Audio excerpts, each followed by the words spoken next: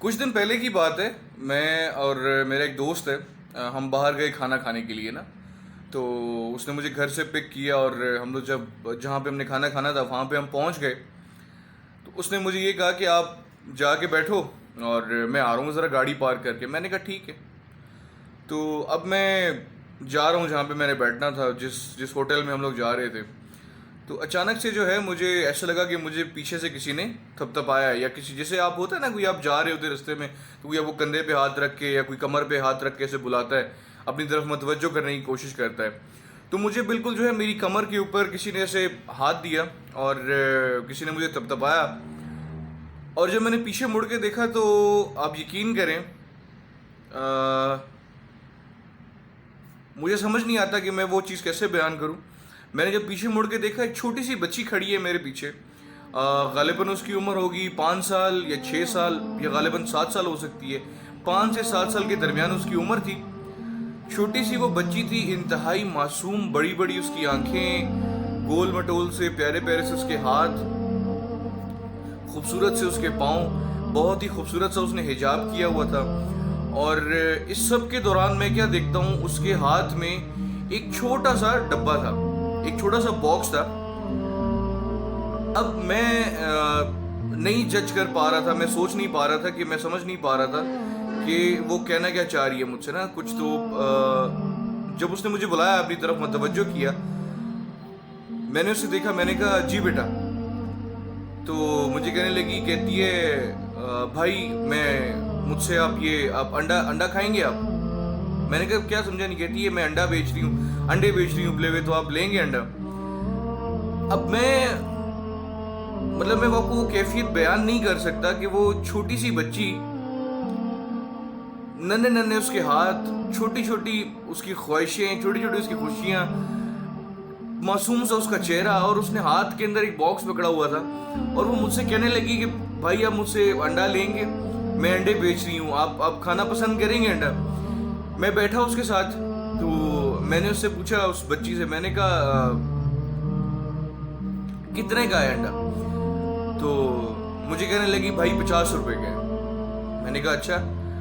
تو میں نے کہا چلیں آپ دے دیں، مجھے 2 انڈے دے دیں، کیونکہ میں تھا اور میرے دوست تھا. تو میں نے کہا چلیں ہم دونوں کھا لیں گے، تو چلیں اس کو میں کچھ ہو سکتا ہے، کیونکہ میں ویسے پیسے دینا نہیں چاہ رہا تھا، کیونکہ کہیں ایسا نہ ہو اس کے دل میں کوئی آپ کہہ لیں کہ اس کی عزت نفس مجروح ہو جاتی ہے اگر میں اس کو ویسے ہی پیسے دیتا. میں نے اسے کہا چلیں آپ مجھے 2 انڈے دے دیں. جب اس نے وہ انڈے نکالے تو مجھے کہتی ہے بھائی چھیل دوں آپ کو؟ اب یقین کریں وہ چھوٹی سی بچی تھی، اور اس نے جب یہ کہا کہ بھائی آپ کو چھیل دوں، میں نے کہا چھیل دیں. مجھے لگا شاید اس کی خوشی ہوگی.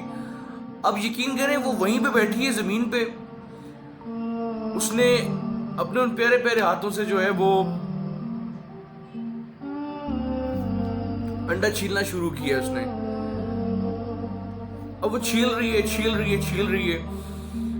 چھوٹی سی بچی تھی، کہاں پہ اس کو اتنا سلیقہ ہوگا. تو اس نے نا بڑی مشکلوں سے مجھے ایک انڈا چھیل کے دیا. میں نے کہا چلیں آپ دوسرا مجھے دے دیں، میں خود جو ہے وہ کر لیتا ہوں، میں خود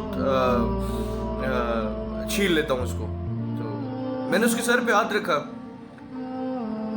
میں نے کہا بیٹا کیوں، مطلب آپ کیا، والدین کہاں پہ، آپ کے والد صاحب کدھر ہیں؟ تو کہتی ہے وہ والد صاحب کا ایکسیڈنٹ ہو گیا، تو وہ بیڈ پہ ہیں گھر پہ نا.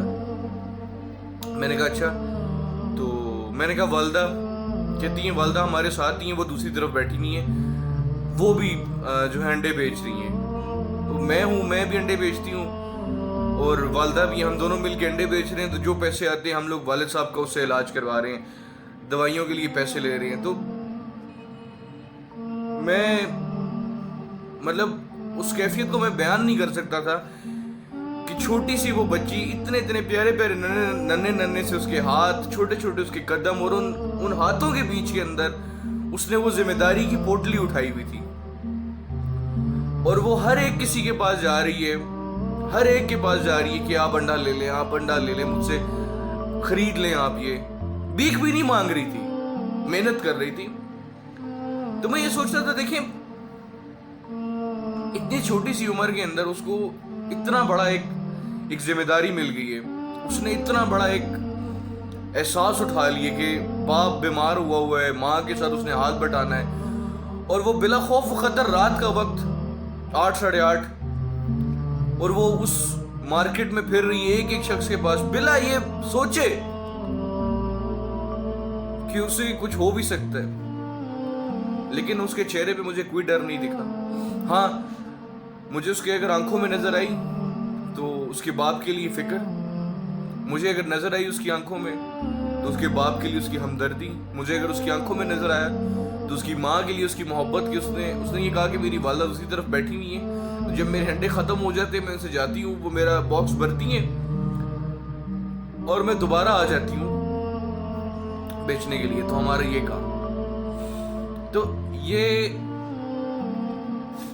واقعہ آپ لوگوں کے ساتھ شیئر کرنے کا میرا مقصد یہ ہے کہ دیکھیں اللہ کا نا شکر ادا کرنا چاہیے ہر حال کے اندر. کسی بھی حالت میں